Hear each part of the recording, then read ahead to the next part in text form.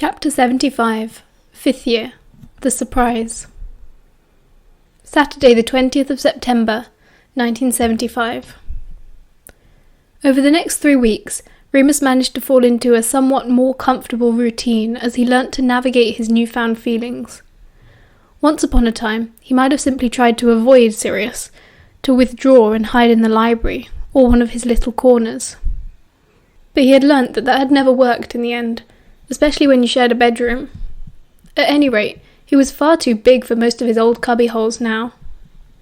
So he simply tried to cope, and in trying, found that he could. Not that it was easy, exactly, but he had so much else to worry about. On top of prefect duties, which already had Remus up and down the castle for patrol duties and meetings, it was an important year for their studies. With owls coming up, the teachers were loading them with more work than ever, and there had been a noticeable shift in the syllabus. In Transfiguration, they were learning concealment. In Charms, they practiced disarming. Potions was largely focused on identifying and counteracting poisons, and Defense Against the Dark Arts seemed to be nothing but drill after drill of attacks and defense spells. They were training for war, and everyone knew it. Care of Magical Creatures was a grim affair. Professor Kettleburn was a grumpy, barking old man, with half his limbs missing and an eye patch. He didn't bring in anything for them to look at, or tell stories of his encounters with fantastical beasts. He preferred to recount how he had got all of his various injuries, and it was always horrible. Remus tried to spin this in a positive way. At least without Thirox, there was one less distraction. There was no way he was going to develop a crush on crusty old Kettleburn. Sirius was quite enough to contend with. Though he managed to simply smile through his feelings most of the time, they seemed to surface at the most inopportune moments. He'd be reading a book, and there it was, or completely alone in the library, and a memory would pop up. It left him often shaken, too hot and confused. If this had been how James, Mary, Marlene and Peter, and everyone involved in this stupid snogging business had been feeling for the past 2 years, then Remus simply didn't know how any of them had got anything done. It seemed his mind and body were constantly at war. He wasn't stupid. He knew he was something of a late bloomer where that sort of thing was concerned. The summer after he'd turned 13, Matron had called him into her office and asked him in the vaguest terms possible how much he knew about marital relations. He wasn't very sure how much he ought to know, and he didn't want to look stupid, so he just said he knew everything. She nodded and told him to ask a male member of staff if he had any questions. Of course, he never had. They also once had a talk from the local vicar about the sanctity of marriage and the sinful nature of acting on base urges, but Remus had been so mortified that he had blocked most of that out. Base urges. It wasn't something you were supposed to talk about seriously, at least not with other boys. He knew that much. Jokes were okay. At least you're in safe territory if you just teased each other, but you certainly couldn't ask questions. The other marauders were ahead of him. Some nights, close to the full moon, he had caught the scent of their lust. He had heard their quiet aching moments of frustration and shame as they fumbled under the bedsheets in the dark. It just embarrassed him. Of course, Remus did. Of course he had. But that just felt like maintenance, with no more meaning assigned to it than brushing teeth. Ever since his past summer, though, things in that department had changed, become more urgent, as if Snogging Grant had activated him in some way, unleashed a great flood of feelings. Remus rarely thought about anything else. He was constantly on edge. For once, he was grateful for the billowing black robes that they were required to wear at Hogwarts. But even then, he often found himself having to stay seated longer than everyone else sometimes, trying to think neutral thoughts. Once he had to cover his lap with a particularly heavy book, simply because McGonagall had said wand work too many times. He felt changed on the inside. It was present in every moment, whether he was alone or in company. And Sirius. Why did it have to be Sirius? Okay, he knew why. It was the way his thin white school shirt hung off his back, the way his hair fell into his eyes so they had to push it back, even though he never ever tucked it behind his ears. His hands, his fucking eyes. It had been a very trying 3 weeks. Remus was grateful that his first full moon of the term had fallen on a weekend. It meant that he could sleep in and lounge about peacefully waiting for nightfall, rather than sitting through hours of lessons, bones aching on hard wooden seats. Saturday was also Quidditch practice day. Actually, ever since James became captain, Quidditch practice was almost every day, leaving Remus completely blissfully undisturbed. He had slept in most of the morning, then wandered downstairs for lunch, before returning to the quiet of the empty bedroom. He read his book for a while, but feeling headachy and restless, soon gave up. He wished the moon would hurry up and come, so that he could get it over with. Waiting for it was the worst part. He closed his eyes, stretching out, then decided he was sick of lying down.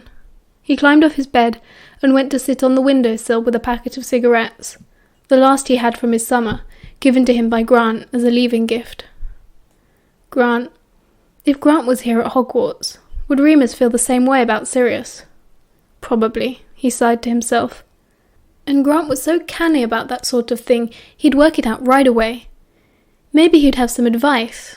If only he could call him, or even write a letter. He was only allowed to send owls to Matron, and what if she read it?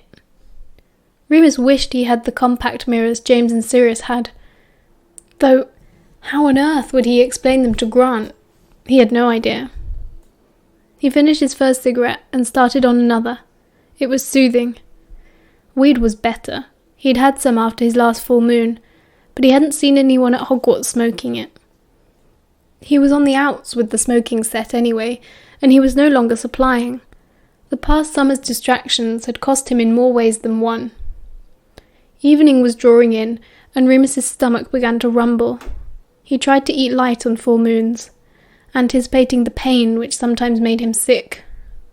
In the days afterwards, he would be ravenous, and could easily manage 3 or 4 plates per meal. He was just about to get up and go down, when the door opened. Peter, James and Sirius walked in, with curious looks on their faces. James looked very serious, and quite cautious, as if he had to deliver some news and wasn't sure how Remus would take it. Remus knew it couldn't be bad, though, because Sirius was grinning from ear to ear, showing every one of his perfect pearly white teeth. Peter was wringing his hands as usual, but he too had a small wicked smile, the look he had when they were in the middle of a particularly devious prank. "Oh God," Remus said, before James could speak. "What now? Why aren't you at Quidditch?" "No Quidditch today," Sirius said, still grinning like a maniac. The energy coming off him was electric, burning hot. He was clearly extremely excited about something. "Where have you been then?" Remus asked, choosing to look at James instead, to keep his voice level. "We've been practicing something else," Peter burst out, biting his bottom lip. Remus leaned back on the windowsill and looked at James again, raising a questioning eyebrow. James swallowed, his Adam's apple bopping, then cleared his throat. "Moony," he said, "you may remember we had an idea in 3rd year." "You have ideas all the time, Potter. Be specific," Remus said, irritably, lighting his 3rd cigarette. His shoulders hurt, and his neck. He wasn't in the mood for games on a full moon. They should know this by now. To help you with the... I know you said we shouldn't. James ran his hand through his hair. But we'd already got so far with it, and, look, I'm sorry, we're sorry, but bit it out. Remus sighed, exhaling smoke. James looked panicked. He glanced at Sirius, then looked at his feet and mumbled, "We've become animagus." "What?" "Oh, for Merlin's sake," Sirius said, stepping forward. "Look, Remus." And with that, Sirius promptly transformed into a very large black dog, and Remus fell off the window ledge in shock. Chapter 76, 5th year. Moony and Co. The dog, Sirius the dog, barked twice and wagged its tail playfully as Remus picked himself up off the floor. He looked at James and Peter, who were both smiling sheepishly. He looked at the dog again, and it transformed back into Sirius, standing before him with the same mad grin. "You did it," Remus said tonelessly. I can't believe you bloody did it. He sat down again, feeling a bit wobbly. Are you angry with us? James asked, his eyes huge and earnest. Can you all do it? Peter and James looked at each other, then nodded. Remus breathed in, his chest tight. Go on then, he whispered. Show me. At once, James and Peter transformed into a huge regal stag and a fat brown rat. James's antlers scraped the low ceiling of their room so that he had to bow his head slightly. Sirius laughed. We couldn't choose what we turned into, he explained. Otherwise Peter would probably have picked something else. Oi, Peter said, transforming back. Rats are highly intelligent creatures. I looked it up. Shame you're not, Sirius replied. Not everyone wants to be a big slobbering mutt. James transformed back too and punched Sirius on the shoulder. All right, Bambi, calm down, Sirius smirked, ruffling Peter's hair. Just having a laugh, aren't we, mate? Peter smiled back. He did look pretty happy. All of them did. Remus was still speechless. He watched them all as if they were strangers. Had they really done this? Some of the most difficult magic, which required skill, concentration, and above all, patience, just for him. Remus? James asked, looking serious again. You're angry, aren't you? Remus frowned, then shook his head. No, not angry. He rubbed the back of his head, closing his eyes. I knew you'd do it anyway. I knew you'd try at least. You never listened to me. We're sorry, James said, forlorn. Even Sirius had stopped bouncing about. No, don't be sorry, Remus said quickly, opening his eyes. What you've done is amazing. You lot are amazing. I don't know what to say. He cursed himself for not being able to thank them properly, for feeling everything so strongly but being unable to put it into words. What was the point of all that reading if it didn't give you the words when you needed them?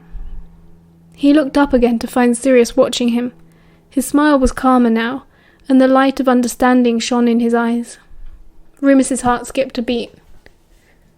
Thank you, he said quietly, just to Sirius. Anything for our Moony, Sirius grinned again, and suddenly everything was back to normal. The dorm room was just their dorm room, and these incredible people were his friends. Come on, Sirius said brightly, addressing all of them. Let's go down for dinner. We've got a long night ahead of us. Tonight? Remus said, surprised. You want to try it tonight? Of course, he thought. This is why they chose the very last moment to reveal themselves. No time like the present, James smiled. You can't want to spend another night alone in that horrid shack when you don't have to, Remus, Peter said earnestly. Remus thought about this as he followed the others down the main stairs and corridors to the Great Hall. He did not like being alone, right before the moon, or right after it. He assumed the wolf didn't like being alone either, judging by the pain it caused him. But he had always done it alone. It had never been a question before. He didn't speak all through dinner, picking at his plate listlessly. Sirius nudged him every now and then, and Remus threw him a smile, but went back to playing with his roast potatoes. Remus, you're not eating, Marlene said, concerned. That's really not like you. He replied, putting his fork down. Don't feel well. I think I'm going to go to the hospital. Oh no, again! Marlene tilted her head in sympathy. You poor thing. Remus shrugged and got up to leave. The marauders got up too and followed him out. How are you going to do it? He asked, as he walked, not daring to look at any of them. Peter's small. He can get us in, James said eagerly. Then we'll use the cloak. It's a doddle to fit under now we can change. Okay, Remus nodded, working it out. Okay, if you can sneak in behind Pomfrey, she puts a lock-in charm on the door. Otherwise... Great! Peter nodded enthusiastically. We'll do it, Remus. We will.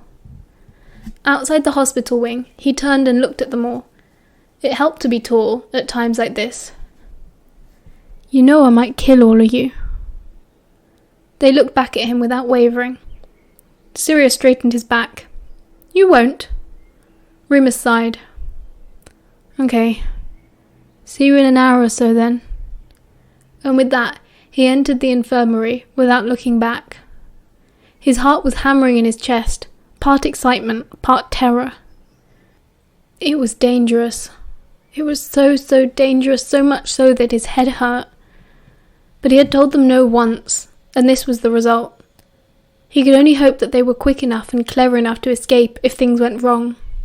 And if they couldn't escape, he hoped that at least one of them would be brave enough to do what was necessary to ensure the three of them survived, even if it meant he wouldn't.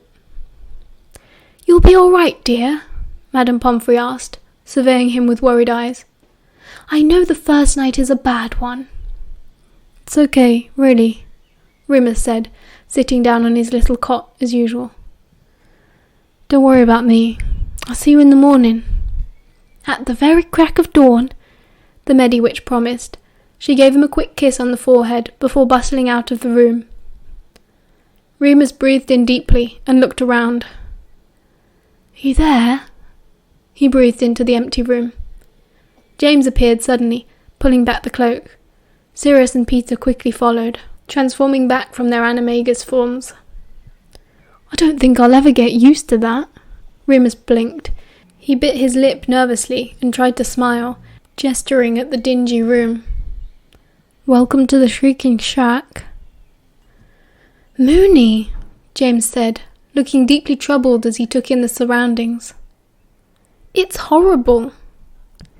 It's okay. It's better than a cage. It is a cage, Sirius said, sounding fierce. When will it happen? Peter asked, suddenly, standing behind the other two. Remus rolled his shoulders carefully to see how the ache was coming along.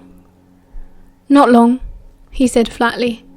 15 minutes, maybe. They were quiet for a bit. When Remus could feel his blood begin to boil, and that telltale tingling in his muscles, he suddenly panicked.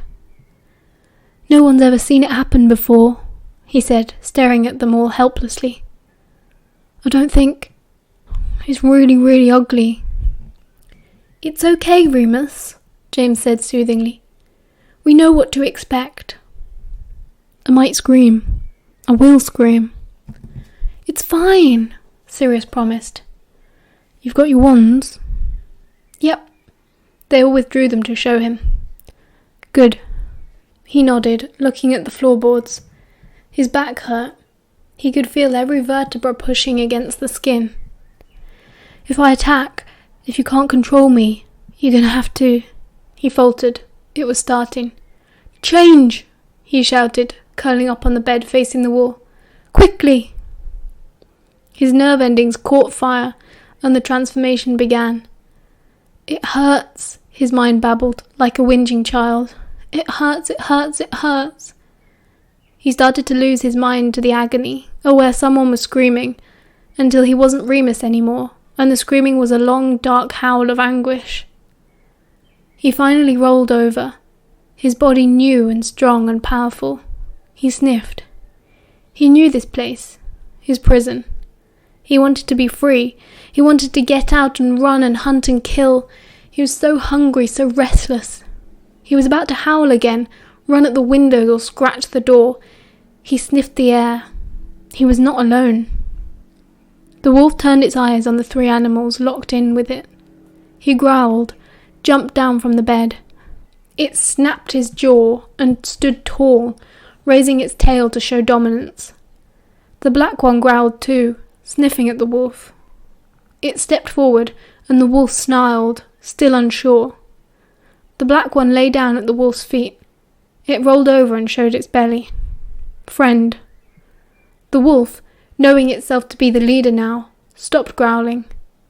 He recognized the scent of them, knew they meant no harm. This was his pack, and he was no longer alone. Remus woke up choking and spluttering as he came back into his body. It was dark and crusty as always, and his bones were still sore and tired, and his head still throbbed. But there was no blood. At least he couldn't smell it, couldn't taste it, and the pain was passing quickly, like water down a drain.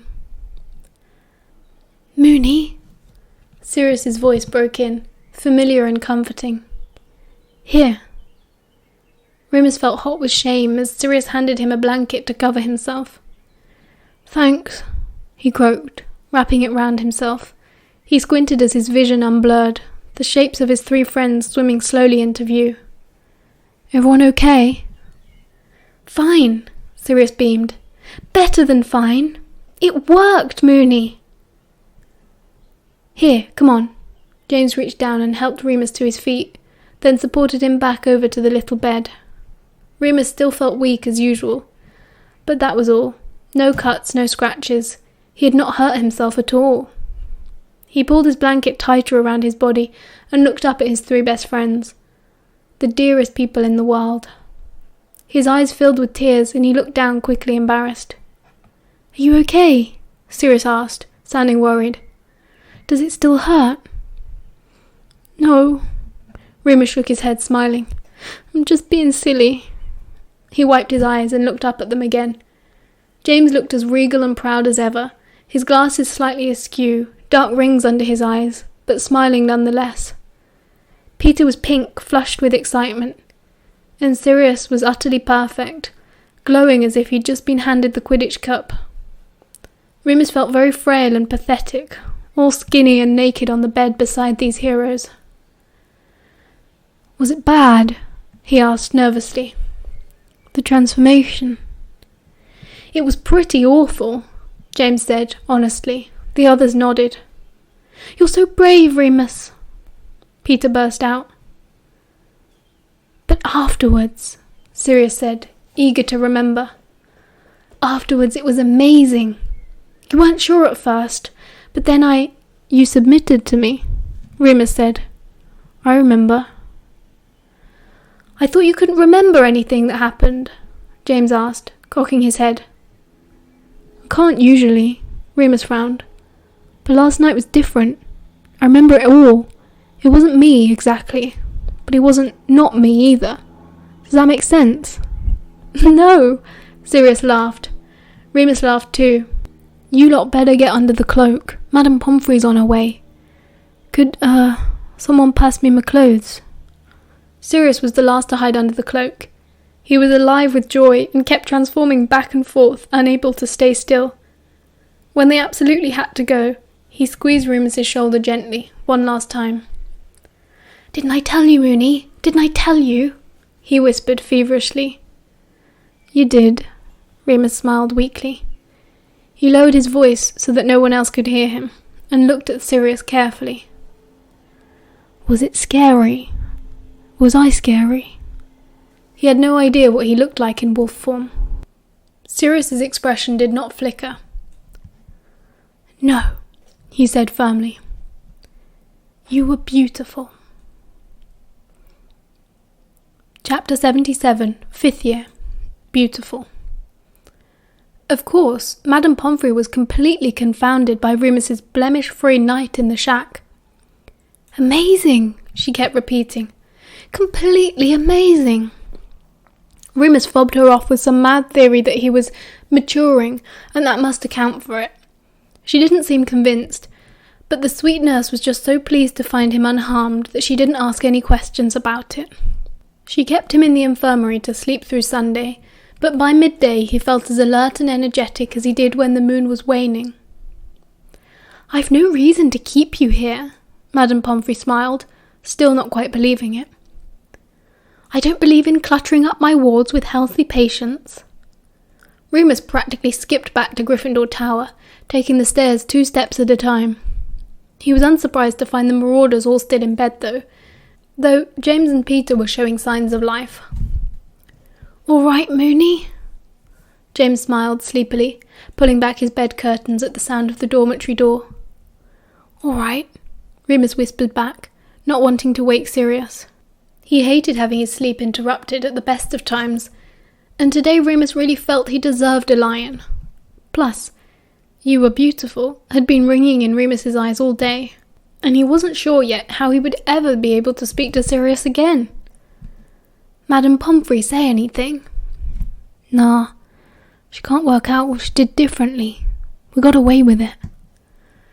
"Great," James yawned. "We'll have to get some pepper-up pills or something for next time. It's a Monday." "You don't have to do it every month." "Shut up, Moony," Peter called out groggily. "We'll do whatever we like." Remus smiled to himself, collecting his books, and crept down to the common room as to not disturb them any further.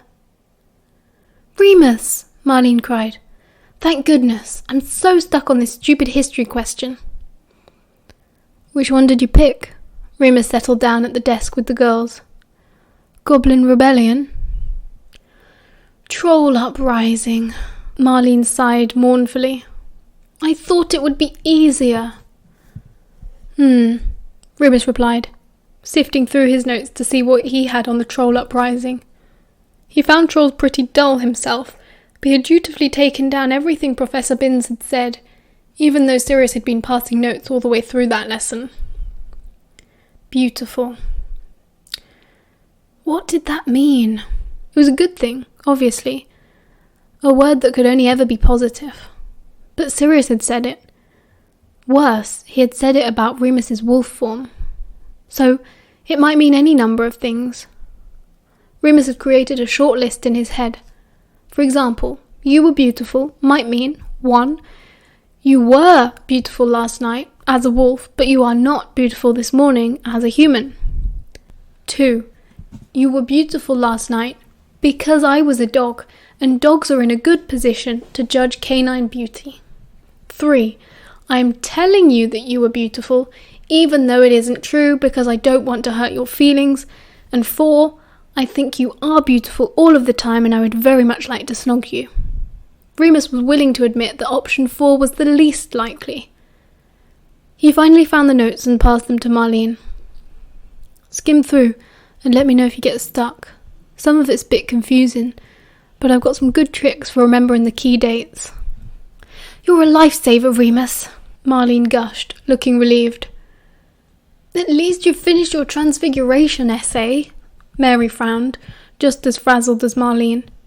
"I'm so behind. I'm going to be up all night." "Do you need an hand?" Remus asked, reaching for his own Transfiguration homework, which just needed a quick proofread before it was ready to hand in. No thank you," Mary blushed, looking down. Sirius promised to help, actually. You know, because he's really good at Transfiguration." Marlene giggled. "And he's asked her to go to Hogsmeade with him." "Oh, has he?" Remus asked, his mouth suddenly very dry. "Yeah," Mary grinned, looking very pleased with herself. Remus couldn't blame her, lucky cow. "I know I dumped him before," Mary said in a hushed tone, "but we were just kids then, and he's so much more mature now." Lily gave a sarcastic snort, but didn't look up from her own work. Remus just smiled and nodded, looking down at his charms textbook. He wasn't much in the mood for homework now. Marlene and Mary continued to giggle and whisper about Sirius. Remus gave himself a stern telling off. It wasn't fair to feel the way he did, not fair to Mary, and not fair to Sirius. In fact, it was incredibly selfish. Sirius hadn't spurned him, or set out to hurt him deliberately. Quite the opposite. Sirius had gone out of his way to make Remus feel safe and comfortable in his own skin. It was horribly ungrateful of Remus to get upset over a stupid thing like this. Really, it was none of his business who Sirius went to Hogsmeade with. Remus himself had never had any interest in Mary MacDonald, so the churning sick feeling in his stomach was completely out of place. And his friends were allowed to have girlfriends, if they wanted. It was normal. Sirius deserved a bit of normality after the summer he'd had. He thought about it all evening and into the next day. About Mary and Sirius and "You were beautiful." Would Sirius tell Mary she was beautiful? She was beautiful. It would be a fair statement, not just her soft curves and chocolate brown eyes, but the spatter of freckles on her nose, her warm brown skin, which had never been spotty like every other teen in their year, but glowed like mahogany, her laughter, her humour, her quick wit. She was a good match for Sirius. The thing was, Remus decided, if a boy told a girl she was beautiful, there could really be no doubts about what his intentions were. Boys telling other boys they were beautiful was a bit blurrier, especially when neither party had all of the information. After all, Remus repeatedly told himself, Sirius had no idea what he'd been up to all summer. As far as Sirius knew, as far as anyone else at Hogwarts knew, Remus was just as interested in girls as every other boy his age, so it could easily be read as a completely platonic, innocuous compliment. On the other hand, a small, meddling voice would whisper, Sirius had always known Remus better than Remus knew himself. He'd always been able to suss him out. The reading problem, the lycanthropy. Why not this too? Was it so terrible to hope? Saturday, the 4th of October, 1975. After a week of restless nights, Remus was desperate for someone to talk to. And this time, there was truly no one he could talk to. Everyone knew slightly different shades of Remus, based on the secrets they were aware of. The Marauders knew that he was a werewolf, but only Sirius knew about his struggles with reading. Lily knew about the reading, but not about the werewolf problem. Mary and Marlene knew least of all, and he liked it that way. There was only one person in the whole world who knew about his newest secret, and that person was nearly impossible to get in touch with. However, Remus was more than just a werewolf with reading problems and a gargantuan crush on his best friend. Above all things, he was a marauder, and nothing was impossible to a marauder. Last year, Mary had told him there was an old Muggle phone box on the outskirts of Hogsmeade, which was still in service. All he needed to do was get to it without anyone asking where he was going, and make sure that Grant was waiting on the other end back in Essex. The first part was easy. Sirius and Peter would both be occupied on the next Hogsmeade weekend with their respective dates. James, though he had asked Lily out several times already this term, would be at a loose end, but was much less nosy than Sirius. Remus thought he could get away from him without much effort. Getting a message to St. Edmund's was much more difficult, and in the end Remus settled for Owling Matron. He wrote her a quick note explaining that he would not be back for Christmas. This was completely redundant, as so far he had not spent one Christmas at St. Edmund's since he was 11, but it served his purposes. He enclosed a second envelope, addressed to Grant Chapman, with an even briefer note inside. Saturday, 4th of October, phone box on station approach, 12 p.m. After that, Remus had to just hope for the best. Hogsmeade weekend arrived, and Remus had somewhat forgotten that as a prefect he had certain duties to perform, which slowed him down a great deal. He and Lily had to check all of the third year's names off the list of students who had the correct permission slips, then lead them down to the village. Luckily, James soon grew bored of following Remus down, bringing up the rear of a long line of excitable 13-year-olds, and he disappeared off to look at the latest Quidditch supplies. In the end, Remus didn't make it to Hogsmeade until 12:30. So when Lily was finally satisfied that they had shepherded every last third year, he had to run as fast as he could to the edge of town, praying nobody noticed him. Hogsmeade was the only village for miles and miles around, and there was only one path which led to and from it. Remus suspected this road was seldom used, as wizards had so many other means of travel. The tall red phone box looked very strange then, standing by itself, surrounded by lush green Scottish hillsides. Remus thanked his lucky stars it was unoccupied. He'd been worried he'd arrived to find some Muggle-born student already in there, tying up the line.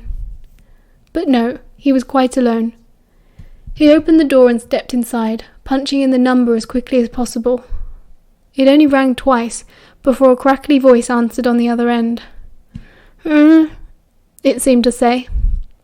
"Hello? Hello, can you hear me?" Remus said, loudly into the receiver. "What, you Remus?" Grant's voice returned, slightly tinny but much clearer, and as cheeky and cheerful as ever. Remus felt at ease for the first time in weeks. "Caw, been waiting an hour in this bloody box." "Sorry," Remus said. "Took longer than I thought to get away. You got my message then?" "I did. Very flattering, must say. Missing me, are you?" "Of course," Remus said quickly, and he realised he meant it. Sirius had been a distraction of epic proportions, but he had to admit that he'd felt a little bit lonely without Grant around. "How are you?" "Same old. How's school?" Fine. "What's up?" I wanted to ask you something." "Go for it." "Well, you know the day when we, early in summer, when we were sitting outside and you snogged your face off?" Remus felt himself blushing hard against the plastic receiver. "Yeah.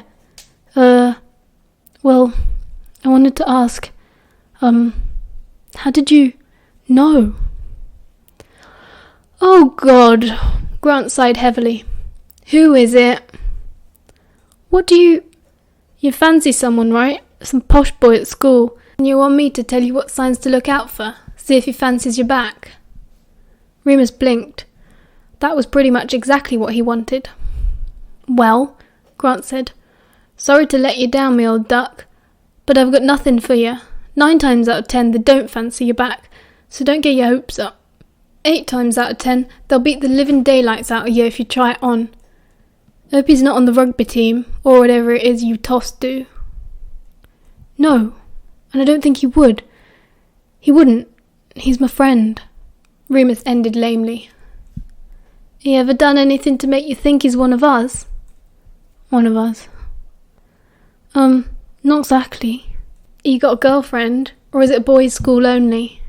I always fancied going to one of them." "There are girls," Remus sighed. "And yeah, he's, well, actually, he's gone out with a girl today." "Ah. Well, it don't sound like your luck's in, mate. I mean, he might go both ways, but I don't know how likely that is, to be honest." "Yeah," Remus sighed. "He called me beautiful," he wanted to say. Surely he couldn't be so cruel as to say a thing like that and not mean it. Through the silence that followed, Grant laughed softly on the other end of the phone. "Oh, Remus, love.